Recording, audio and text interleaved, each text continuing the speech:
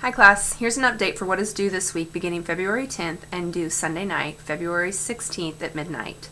We're finishing up Chapter 3, so you need to complete or start, if you haven't already, your discussion board for Chapter 3.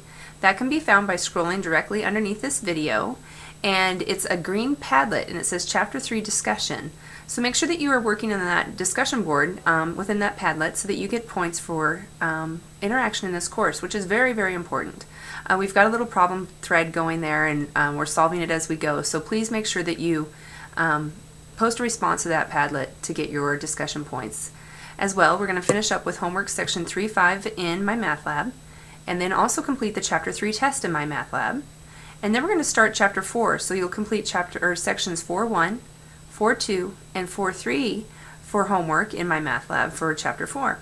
If you have any questions, make sure that you get back to me as soon as you can, or just email me, call me, whatever works best for you. As well, I will be getting grades updated into Moodle this week, so be on the lookout for those updated. I'll be sure to put a post in the header of this of our class so that you know when they've been updated and you know how to compute your grade. Have a great week, stay warm, and take care.